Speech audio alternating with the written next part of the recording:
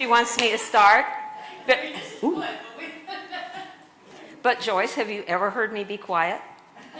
I didn't think so. Bill hasn't either. Except when I go visit my sisters, and then he calls that his peace and quiet time.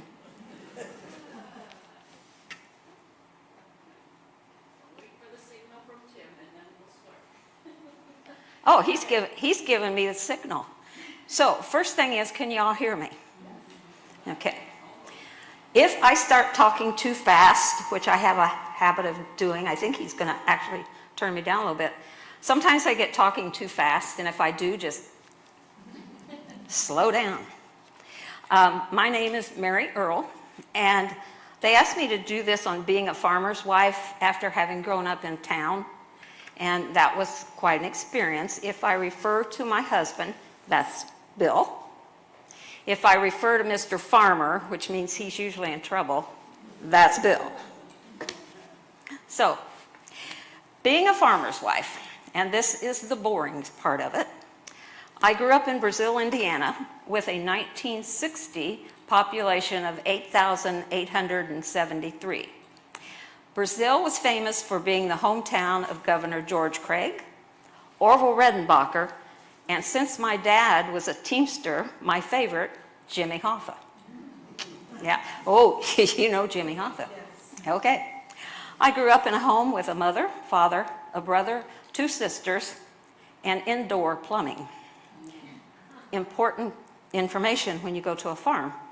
I grew up, I walked to school, and no, it was not uphill both ways. I graduated in 1964 in a class 3 times the size of Bill's. Now, Bill grew up in Knightsville, Indiana, which is not too far out of Brazil, with a 1960 population of 722. Big town. Knightsville was famous for being the hometown of no one. Bill grew up in a home with a mother, father, and an unattached extra room, also known as the outhouse. I lost my place. Bill graduated in 1962, and his class was a whopping 56 students. When I first met Bill, the only thing I knew about him was he was really good looking, and he had hair then. And he kept showing up where I was working because I was a car hop at a Tasty Freeze. And he finally asked me out, and I said yes. Then he asked me to marry him, and I said yes.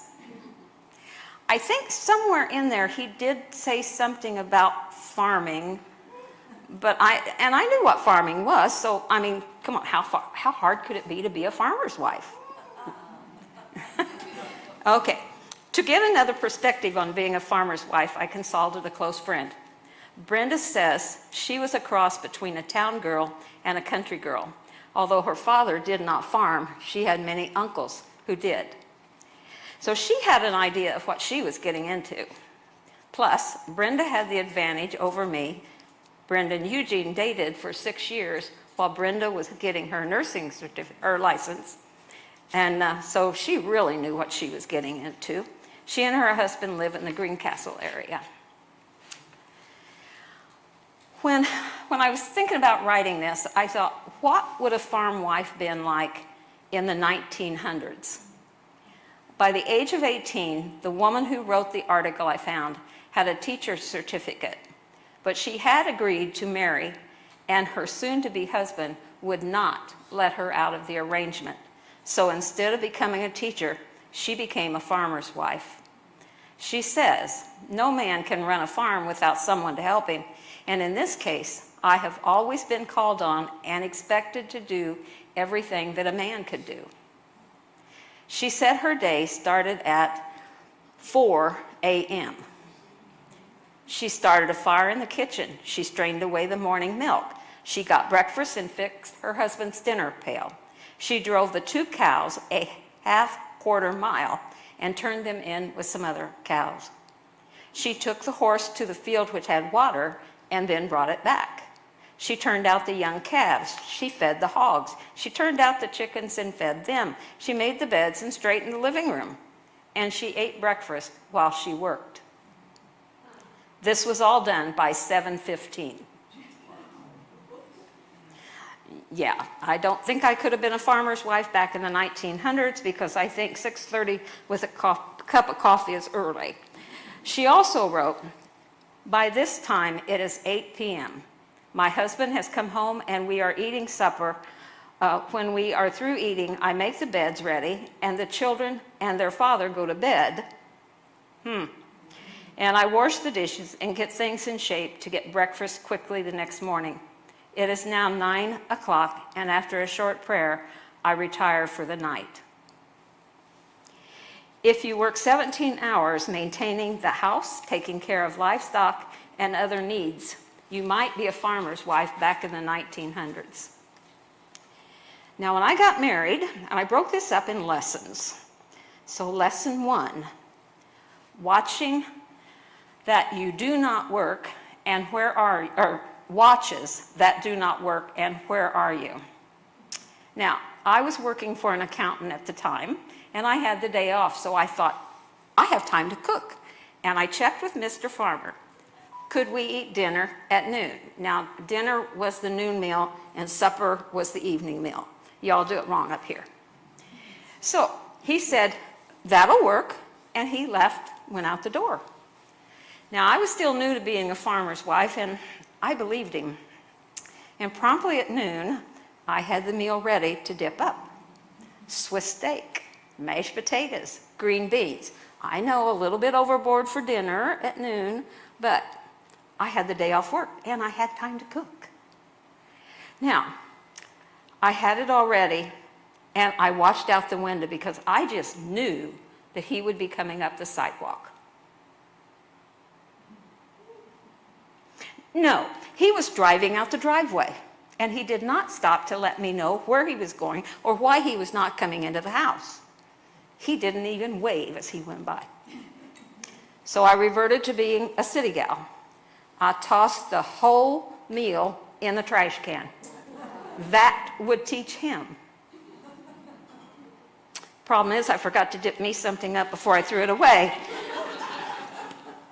So, I'm convinced farmers' watches do not work correctly because 1 hour on my watch can last 3 or 4 on a farmer's watch.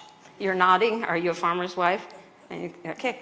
Mr. Farmer says, I'll only be out in the barn for a bit. A bit is 1 to 2 hours. It looks like rain. I'm going to finish the field. It shouldn't last more than an hour. An hour finishing a field, more likely 2 to 3 hours. The tractor, combine, or whatever broke down. A guarantee late for supper, maybe in by bedtime. The hogs got out. Hogs out. Ooh, not only will Mr. Farmer be busy getting the hogs in, but so will anyone who can help. And there goes my schedule. Along with watches that do not work correctly, farmers can be hard to find. I have your lunch, but you said you were going to be at the Smith farm, and here you are over at the Brown farm. I looked and looked. Oh, we finished that. I guess I should have called and let you know. You think? Beware. Could you help us move equipment is code for we need to move the tractor and plow to the Jones farm, the planter back to our farm, and then George needs to go over to the Smith farm to get seed. It is then I realized that the dishes I left in the sink were not going to get done and supper would be late again. And I want you to know, Bill called one time and he said, okay, would you please just help us out? We need to move some equipment and okay, I will. So I go. I've got a 4-seat SUV. One of the guys gets up front, 2 of the guys get in the back seat, and the last one, I see this really big guy. Christian would be what, 6 something? Yeah, 6'2" or 3, and he's folding himself up in the back and closing the hatch. If your husband can remember the fertilizer and herbicide rate, seed population, and yields from farms he rented the last 3 years, but cannot remember that dinner is at noon, you might be a farmer's wife. Now, lesson 2, I had to get out the dictionary and good luck with hand signals. The first thing I had to do was learn a new language. Farmer vocabulary goes something like this. You shell corn and cut beans, but you use the combine for both. Yeah. Well, how does the combine know the difference? How does it know when to shell and when to cut? Remember, I was a town girl. I attach a corn head or a bean head. The one with the pointed snouts is for the corn, and the one with the riverboat wheel is for the beans. He goes, well, that's how I looked at it. Right. That is right. I'll be back. I'm going to go check on the first calf heifer. Slow down. A first calf heifer? Yeah. Isn't a heifer a bovine that's not had a calf? Yeah. And a cow is a bovine that has a calf. Correct. Then wouldn't this be a first calf cow? No, it's a first calf heifer. And with a smile he added, you are going to love this one.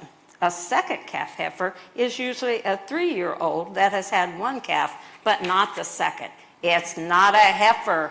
It's a baby. It has a cow. And at that he said, I'm going to the barn.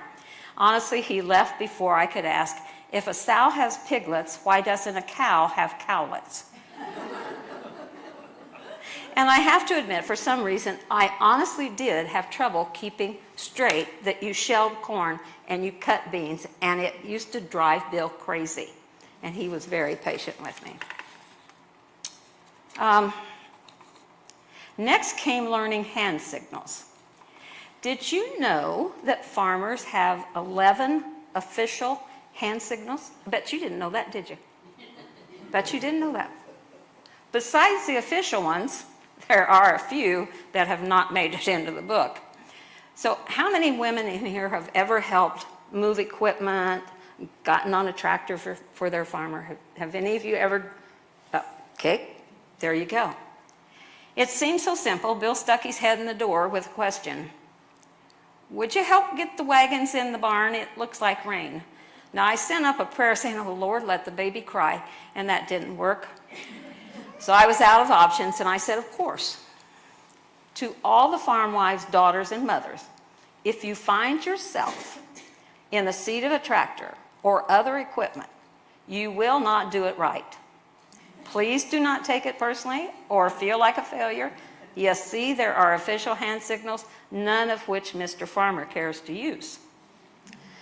I got on the tractor, pulling a wagon stacked with hay, which I neither could see over or around. I drove the wagon to the barn, with my farmer following with another load. I took a deep breath. I backed up. And apparently I was backing towards the barn instead of toward the barn door because he was waving his arms and shouting, watch me! I did watch. But why was he motioning for me to turn the tractor the opposite direction that I want the wagon to go? Not something I learned in town. And believe me, it was not the official farm hand signals that he was using. I did get the wagon backed in, but I don't remember him asking me to do that again. So, if you know the difference between a heifer and a cow, and you understand the official and unofficial hand signals, you might be a farmer's wife. Lesson 3. Not everything is good about farming. And this is tragedy, stress, changing roles, and women's roles in farming. Tragedy. Not having a family farming operation to move into meant we were starting on our own. We rented ground and buildings. We filled the hog barn with sows. Bill even taught me to use modern farming equipment, also known as a scoop shovel. I could clean out that barn with the best of them. We worked hard, but hard work could not stand up against 3 little letters, T-G-E. TGE as an acute, rapidly spreading viral disease of swine of all ages, characterized by diarrhea and vomiting. The mortality rate of our piglets under 2 weeks of age was 100%.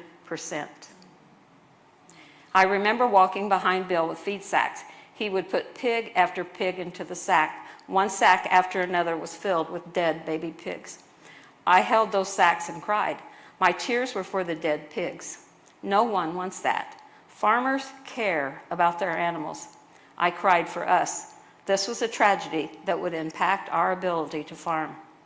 Bill put pencil to paper, but because we had not been farming long, the loss of those pigs meant a large loss of income. If your husband stays up late at night working on a financial statement for the bank, you might be a farmer's wife. This is a hard story to tell because it changed our lives, and not a change we wanted. We had a 4-year-old, a 5-month-old, and Bill's mother who was developing dementia to consider. TGE was a tragedy that closed a door for a 27-year-old and a 24-year-old. But another door opened, and we moved to Michigan when Bill became a working farm manager. And then 4 years later, the opportunity to work for Halderman Farm Management came our way. We moved back to Indiana and ended up in North Manchester. Over the years, we purchased various parcels of farmland and a farm. Stress. It was a learning curve to see how stressful farming can be. Farmers have no control over the weather, the markets, the price of seeds, interest rates, cash rent payments, and the price they pay for equipment and equipment repair. The payment they receive for the sale of corn, beans, and livestock is even out of their hands. Farmers are the biggest gamblers I know. Changing roles. Financial stress is a burden, but family dynamics can also change and lead to stress. If you have a generation that believes children are to work on the farm, working with a generation that believes children should be allowed to work and also play sports, go to FFA and 4-H.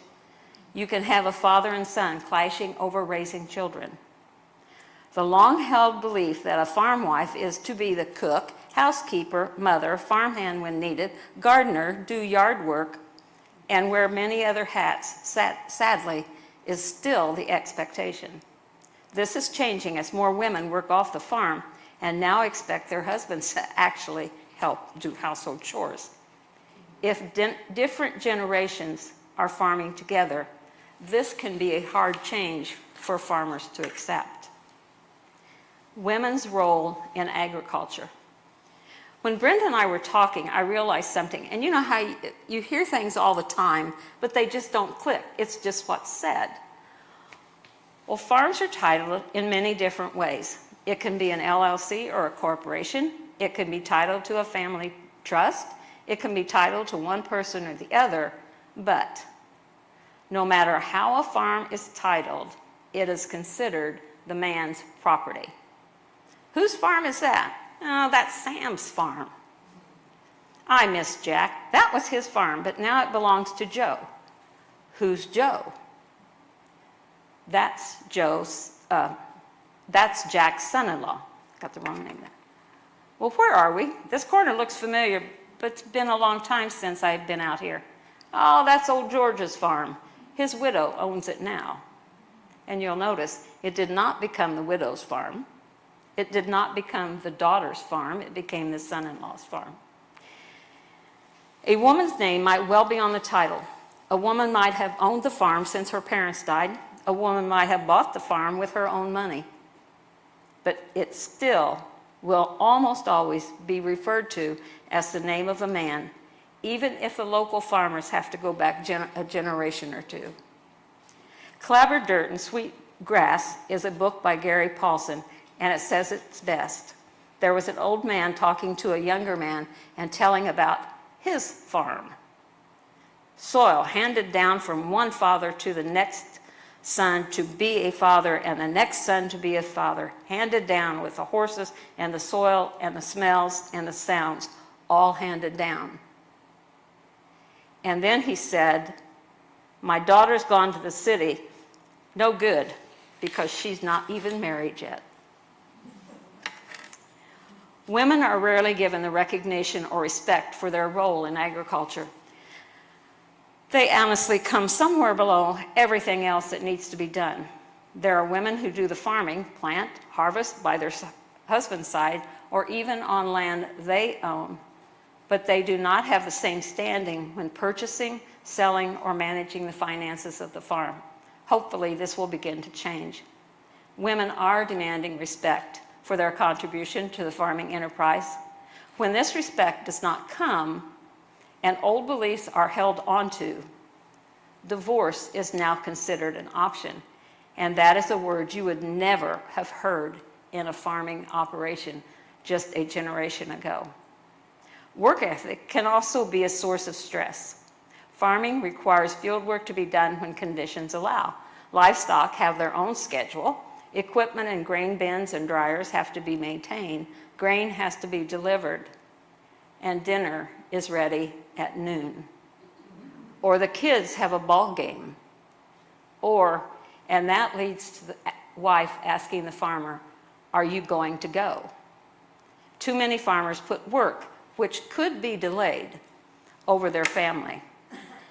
If the break cannot be made from the traditions of generations past, you might be a farmer's wife.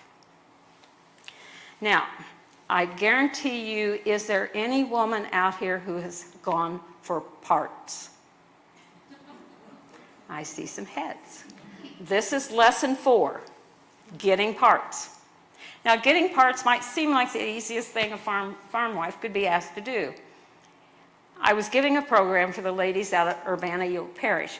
One section was on farming stress, and I asked the ladies, "What is the most stressful thing you do?"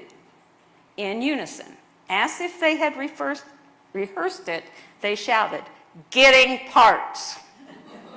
And at that point, I just stood back and let them tell their stories. They laughed and they compared their trips to the parts store. What was my worst nightmare? Well, back in the dark ages, way before cell phones, I was asked to get parts. No cell phone meant that if there was something wrong, I couldn't check to find out and get it clarified. I agreed, and the conversation went like this: "Here is exactly what you need." And Bill handed me a piece of paper. "Are you sure?" "Yes." "How sure?" "The last time." "I am sure." Get exactly what is written down.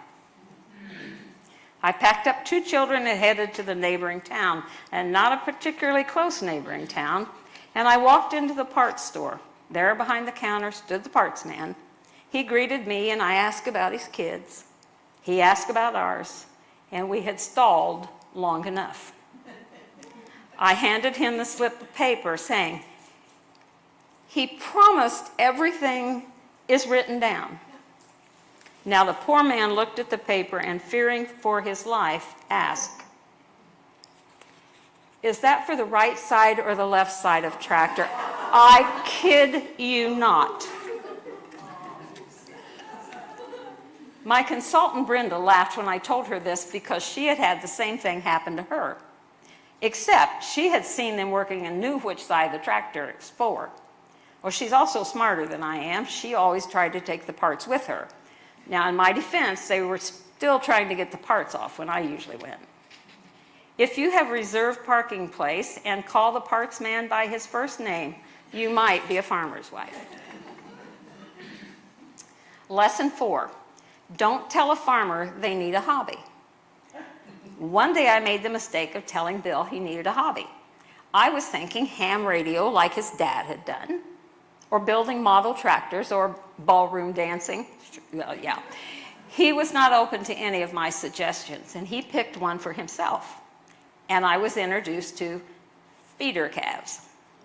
Then one day, instead of a new load of feeder calves, out of that trailer came some very large black Angus cows. Cows that would have calves, fathered by an even larger black Angus bull. And a new adventure began. I might not know how to drive a big modern tractor, but I learned to repair fence at 3 a.m. It was the middle of the night when a horn started honking under our bedroom window, and it was a neighbor who shouted up, "Your cows are out." That's not what you want to hear at 3 a.m. On came the farm clothes, and the cows, bless their hearts, followed a 3 a.m. snack back into the pasture. Then off we went to find the brake. It was found and fixed, except when Bill gave one last tug to make sure it was really fixed, the wire went slack. That meant there was a break on down the wire. We fixed the second one, and then we fixed the third one. Going back to bed, we decided that Noah's sons had built that fence shortly after the Great Flood. Now, Bill and I rarely give each other ultimatums, but after a very short night, I gave Bill one. Either you get a new fence or the cows are going bye-bye. A new high-tensile fence was ordered, and there was no more fence repairs at 3 o'clock. Bill's hobby soon became mine. I found out that I could put an ear tag in a calf's ear before the mother could get to me. I could feed when Bill had to be out of town. I was an excellent midwife. If there was a need for a calf to be pulled, I was the stretcher. Bill would have the pulling chains ready. I would put my hands in a place I never thought I would put my hands.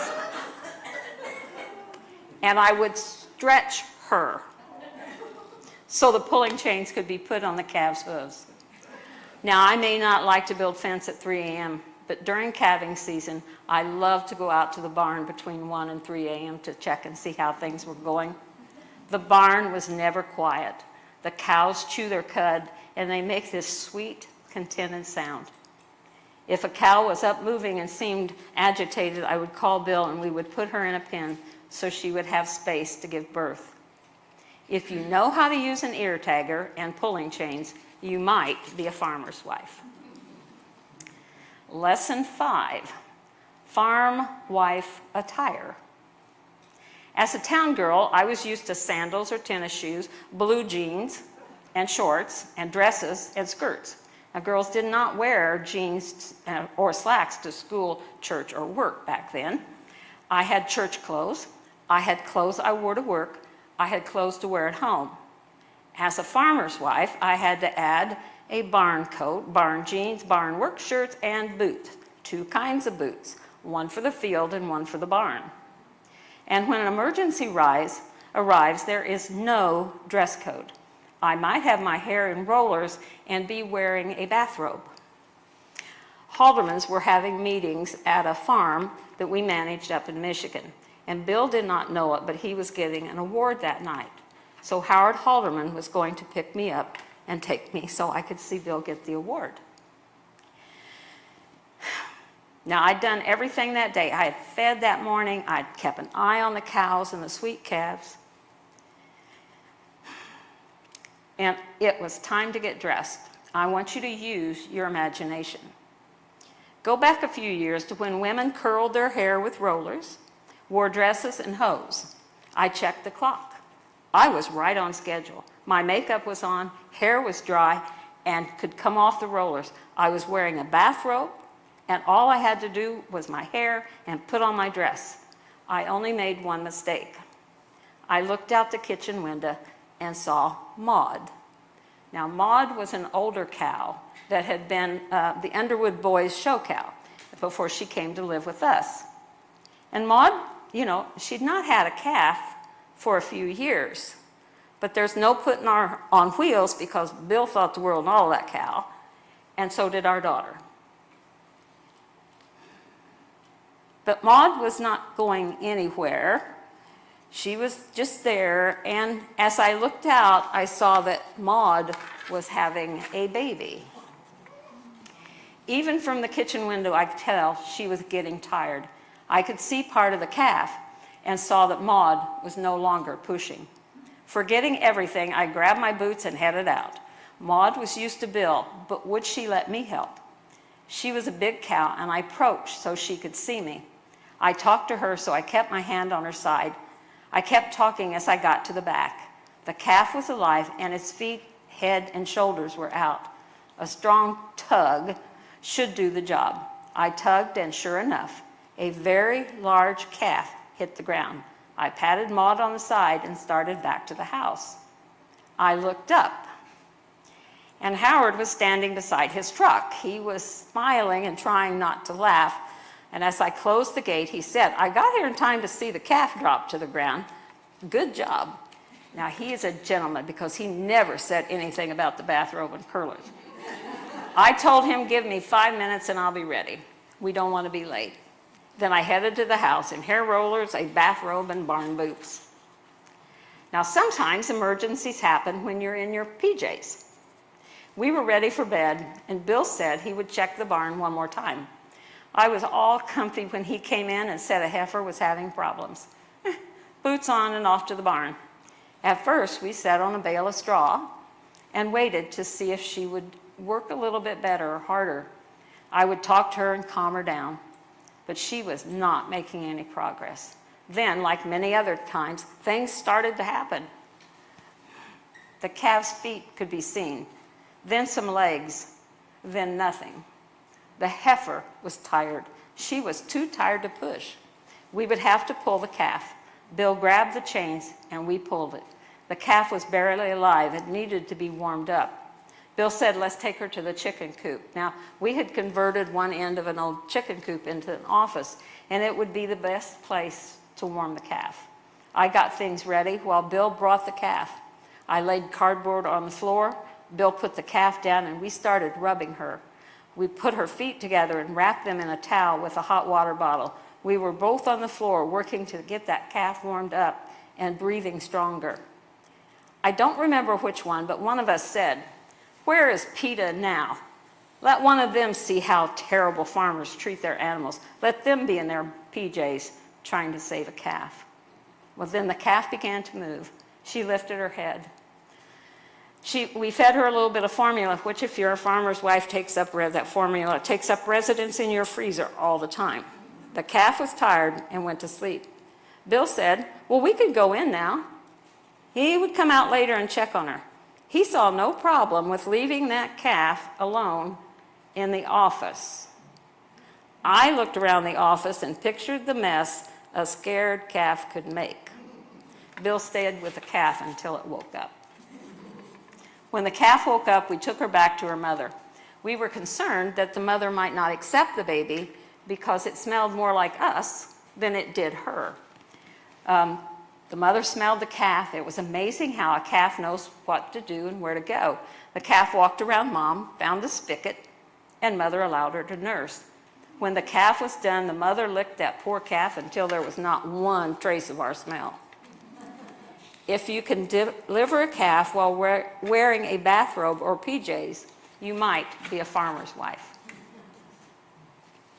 Lesson 6, farm equipment and me, not a good mix. How many of you know how to operate a tractor? See a couple of hands. A combine or the grain dryer. I know how to do none of these. That's not quite true. Bill did teach me to drive the loader tractor so I could help mow pastures and pull a wagon when we picked up rocks. That farm had a lot of rocks. And to put him on the flat roof of the house after we discovered a leak in the kitchen. He put himself into the bucket. I lifted the bucket to the roof. He got out of the bucket, fixed the roof, and stepped back into the bucket. The problem is, when I started the tractor, there was oil squirting out of one of the hoses. When I pointed this out to Mr. Farmer, he asked, "Which hose?" Now, reverting back to being a town girl, I answered, "The one with the hole." Now, he did not see the humor in my answer, but his response could have been because he was trying to figure out how to get down. He pushed the tractor back far enough to clear the house, and thankfully, the bucket slowly lowered to the ground. How odd that he never asked me to put him up there again. Well, if you don't know how to operate farm equipment, you still might be a farmer's wife. Okay, I'm almost done, and I'm going to add in a story that wasn't in. Keep going. I bet we'll be married 60 years in June. And I think you could count on one hand the times that we have ever had a really, what you could consider an argument. And at that time, I was still new to being a farmer's wife. I cannot tell you what I was mad about, but I was mad. And when Bill left, I was still mad. I was going to go to town, and I was going to tell my mommy. Right? I mean, isn't that what I was going to go and tell her how bad Bill was and all this stuff, and we'd had a fight, and I didn't know what to do because we'd never had a fight before. And so I got the baby ready, and by golly, I went to the car. I put Willie in that car. It wouldn't start. I stewed all day until about mid-afternoon, and then I realized how stupid all of it was. When Bill finally came in, he said, "Can I come in?" And I said, "Yeah, I'm okay now." And at that point, I didn't even remember what we had argued about. And every wife has had those times. But after we were all done, hugged and kissed, and I said, "Oh, by the way, the car won't start." And Bill said, "You're really okay now?" And I said, "Yes." He said, "Well, I'll go put the distributor cap back on."